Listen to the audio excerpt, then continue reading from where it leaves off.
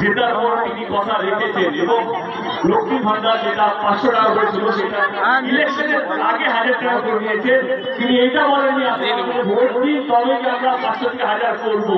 ভোটের রাজনীতি নয়, মানুষকে ভালো রাখা রাজনীতি।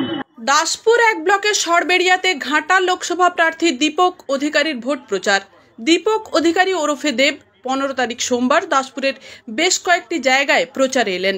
দেব ঘাটাল সেরে এবার ভোটের প্রচারে জোর দিয়েছেন দাসপুরের দিকে। সরবেড়িয়া, ধানখাল, যোতমরি, কলমিজোড়, রাজনগর সহ এরকম দাসপুরের বেশ কয়েকটি জায়গায় ভোট প্রচারে আসে দেব। অভিনেতা তথা ঘাটাল লোকসভা প্রার্থী দেবকে দেখতে এই সমস্ত জায়গায় মানুষের ভিড়, উৎসাহ, উদ্দীপনা ছিল চোখে পড়ার মতো। দাসপুর থেকে লক্ষ্মীকান্ত চক্রবর্তী রিপোর্ট। সংবাদ পাঠে আমি Papiya Bandyopadhyay, Republic TV digital media.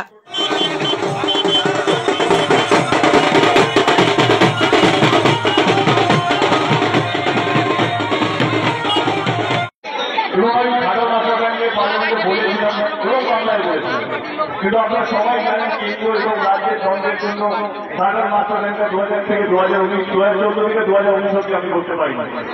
2019-এ আবার কথা দিয়েছেন যে যতদিন না এটা হয় ততদিন আমি কথাটা শুনতে থাকবো পার্লামেন্টে।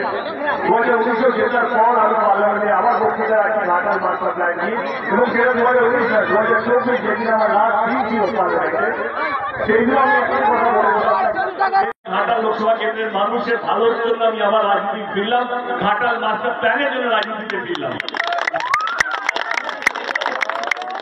আমি বিশ্বাস করি ঘাটাল লোকসভা কেন্দ্রের মানুষ, দাসপুরের মানুষ রাজনীতি অনেক বেশি ভালো বোঝেন।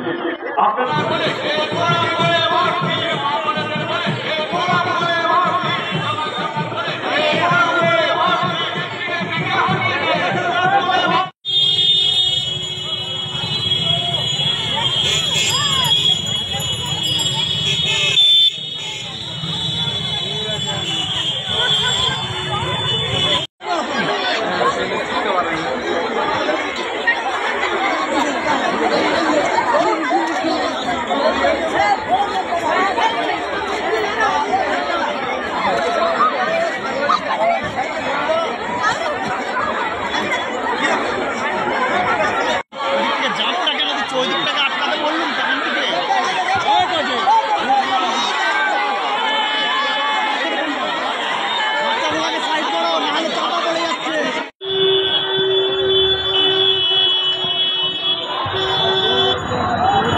বিজেপি, কংগ্রেস, সিপিএম এর লড়াই না, এটা ঘাটাল লোকসভা কেন্দ্রে দাসপুরের মানুষের লড়াই, তাদের বেঁচে থাকা লড়াই। এইটাকে কোনো দলীয় টিএমসির জন্য আটকে রাখবেন না বা অন্য কোনো দলের জন্য আটকে রাখবেন না, প্লিজ, এটা সবচেয়ে বেশি দরকার।